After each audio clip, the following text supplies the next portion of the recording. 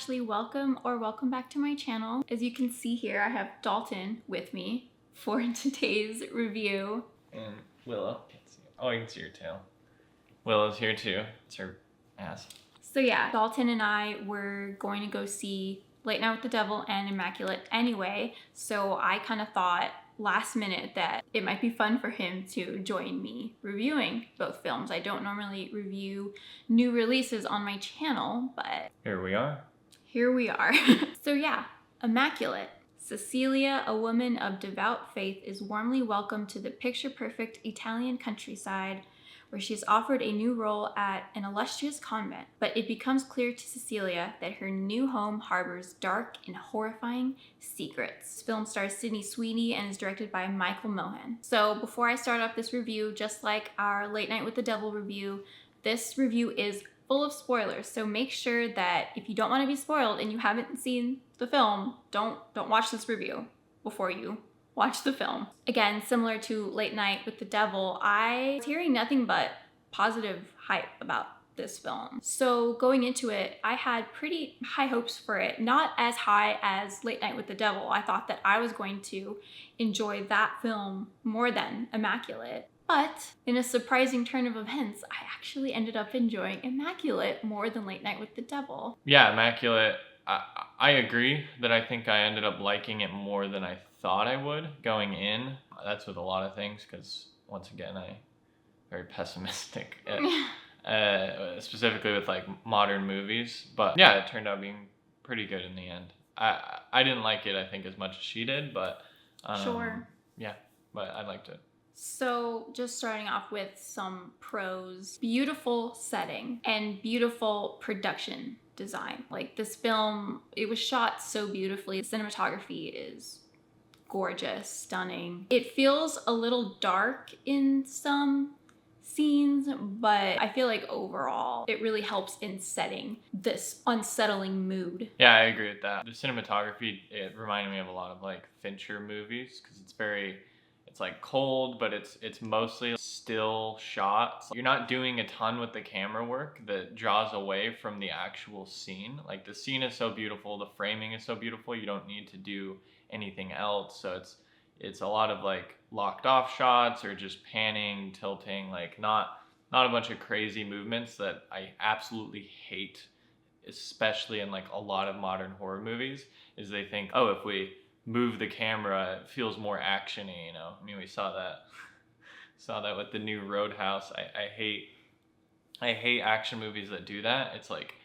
you know, the old school action movies used to just keep the camera locked off and then let the actors and the stunt people show off their talent rather than, you know, doing too much. Anyways, that's a tangent, but basically, yeah, they did really well with the cinematography, and lighting was amazing, and all of that just so good. But yeah, it was visually a just really beautiful film. I feel like the film was paced really well, coming in right at 90 minutes. So that's what I like to see. I like it just to the point. I don't need all this extra, you know, padding in a film. However, I do actually think with this film, maybe it could have used another 10 minutes or so.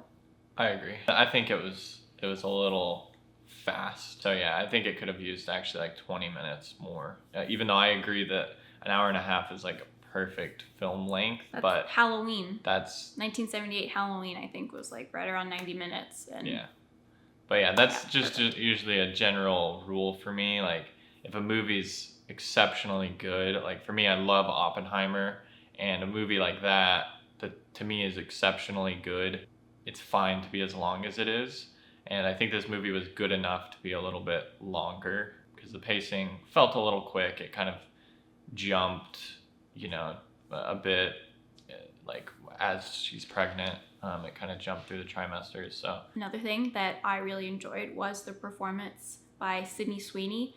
I haven't really seen her in anything. I just know who she is, you know, through pop culture. I didn't really know what to expect from her in this lead role as this nun. So I was actually really pleasantly surprised. I feel like she carried this film, and I feel like she portrayed such a wide range of emotions throughout the film. Like she's got a lot of range. I see her everywhere in pop culture, but I honestly didn't know. Like, is she a model or is she an actress? Do you know? She's an actress. And I read somewhere that she auditioned for this film back in like 2014 or something like that. So like 10 years ago, and it didn't really go anywhere. So she took on the role as a producer. Yeah, she's basically the reason why this film was even made to begin with. It's cool to see that they had been holding on to that script like for that long, and they had all believed in the movie, but it just wasn't the right time for it. So yeah, I didn't know that at all. So that's cool. So getting into the topic of just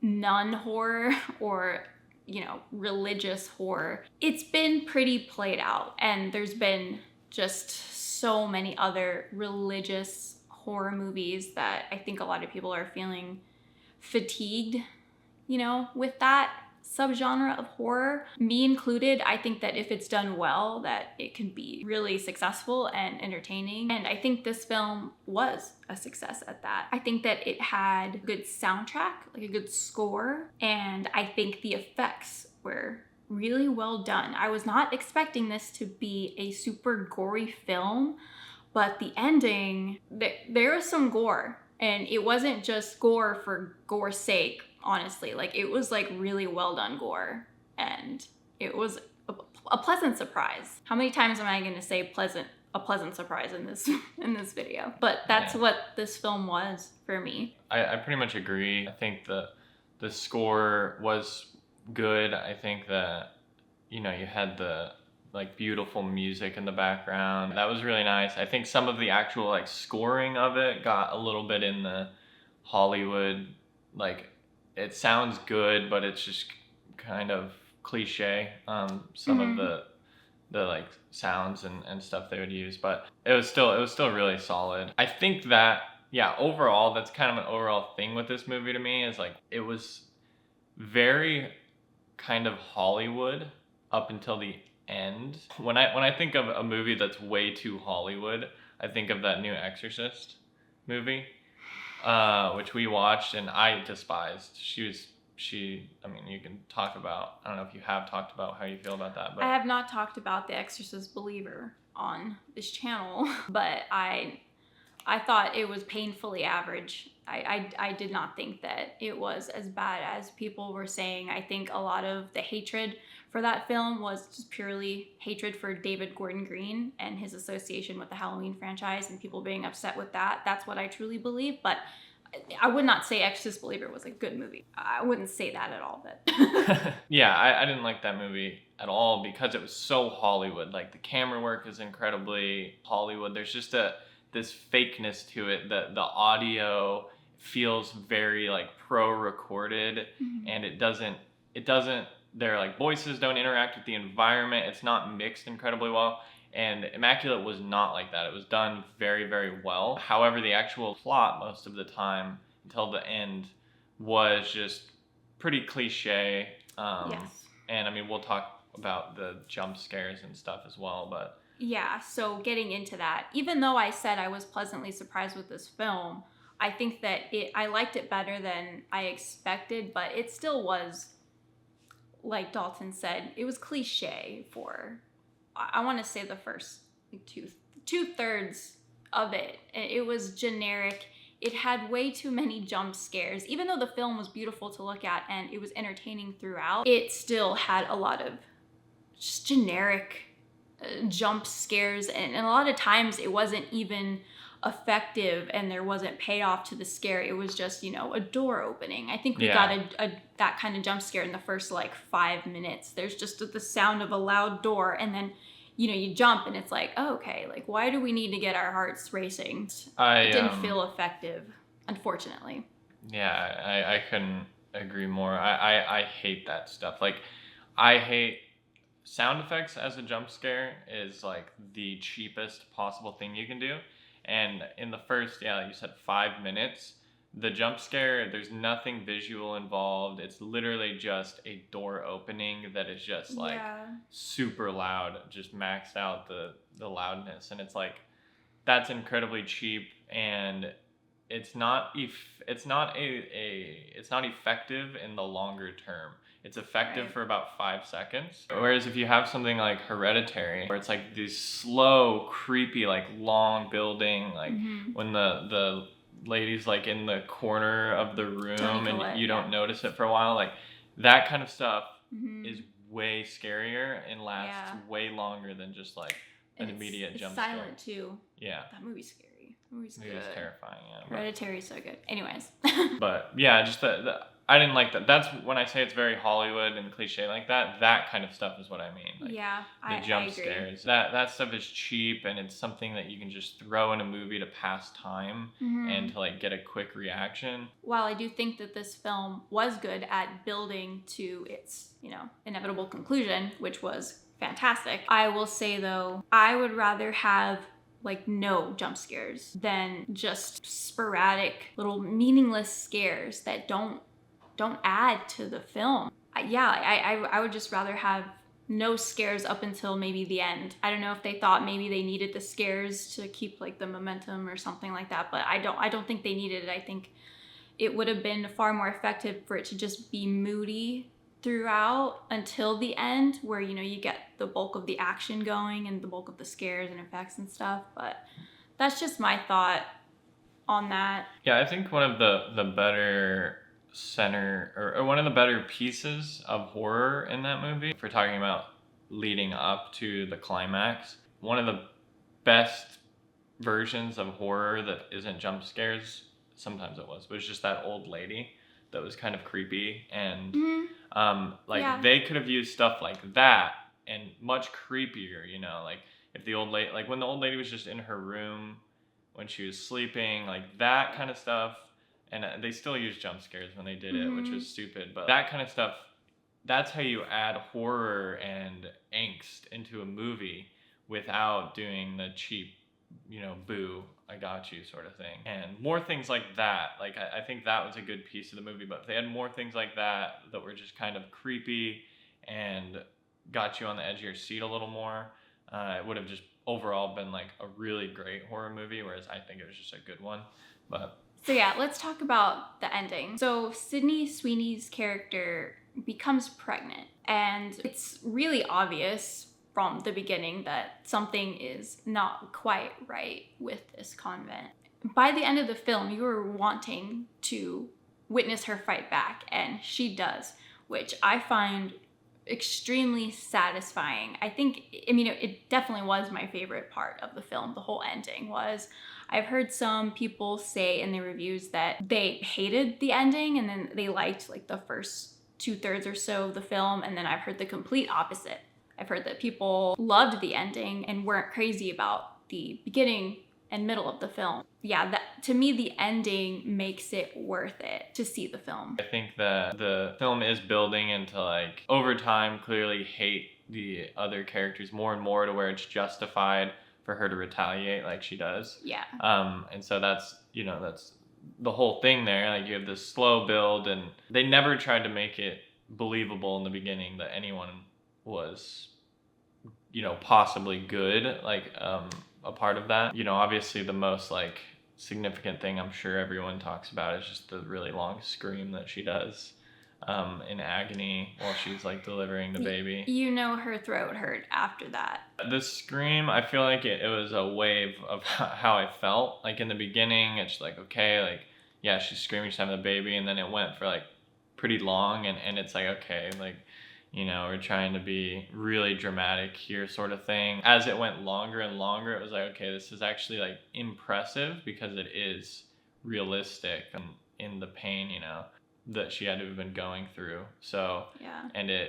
So I liked that they let it play that long. It felt very real. That's what was, like, so weird, is the ending was very not Hollywood. Hollywood's always, like, just kind of like, let's get through this thing, deliver this performance, and whereas that was like, okay, we're gonna spend the time to make this feel real. You want to be in her shoes, like, she is experiencing terrible pain, mentally, physically, like, everything. And that did incredibly well, so it was surprising that the rest of the movie was kind of just generic a little bit.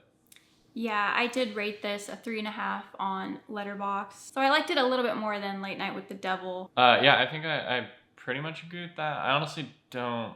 I don't know if I liked it more. I think I probably give both of them a 3, to be honest. But Fair. That's fair. Yeah, I my main reason for liking Immaculate a little bit more was just how satisfied I felt at the end versus, you know, when we walked out of Late Night with the Devil, I just felt maybe my hopes were higher for Late Night with the Devil. I mean, they were. So I ended up being more disappointed with that one. I think that's why it's good for us to review these things like a week later, because in the moment, the recency bias sort of thing, there's two things going on there. It's like you recently saw it and you ended up liking it, so therefore you might think it's overall better than the other one, which isn't necessarily the case. But there's also when something you expect it to be here and it ends up being here, that feels like it's overall worse than something where you expect it to be lower and it comes out higher, but it might not actually be the case. Like, for me anyways, like that, because right after watching Immaculate, I was like, yeah, I like that more. I had a better experience. But then like a week later, I'm like, if I'm analyzing these things as films, I don't think either one is really better than the other. But if we're talking experience, my experience with Immaculate was better because, yeah, I went into it thinking it was gonna suck, honestly. I mean, and I went into Late Night with the Devil thinking it could suck, but it probably was gonna be at least good. Yeah, I remember going into Late Night with the Devil thinking like, this is right up my alley, versus going into Immaculate thinking, oh, another generic, you know, religious, nun-centered horror film. But I guess you can't really judge a book too much by its cover. Sometimes it will surprise you in a good way. Sometimes you'll be a little bit disappointed. So it's best to just, instead of judging it by the trailer or just by what you've been hearing, just watch the film for yourself. Yeah. Because you'll never know. It could be your new favorite horror movie. Yeah. Who knows? And sometimes you can judge a book by its cover. Like if you look at the new Roadhouse movie and you watch the trailer, it's just as bad. The actual movie is just as bad as the trailer. Stay tuned for our review for Jake Gyllenhaal's Roadhouse. Just kidding, we're not reviewing that. Can't believe I sat through that one, but I did. I mean, you have to. You know, you can't. Yeah. Like some of those classics, it's like you gotta sit through the remake, even though I know it's not gonna be good. But yeah, 3.5 stars out of 5 for me. I definitely recommend it, even though yes, the first 2/3 are a little bit generic, but very satisfying ending and just overall really well done. I want to thank Dalton for joining me. You're welcome.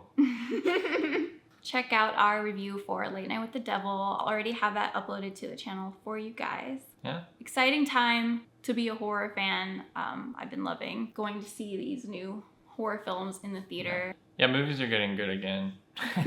Yeah, it is exciting because we've seen a handful of good new original movies in the last like year, which yeah, it's exciting because it's depressing when there isn't good movies coming out. But yeah, I want to thank you guys for watching. Let me know your thoughts on Immaculate in the comments below. Yeah, thanks for watching. I'm excited to read some of the comments, see what people thought on this movie. Yeah, I could see it going multiple different ways. People either loving it or just totally hating it. So yeah. See you guys in my next video. Thanks for watching. It's just focusing on you. Oh, you scared her. There's my beautiful girl. Look at those eyes. Subscribe. Subscribe. Okay. Yeah, she's done. Oh my god.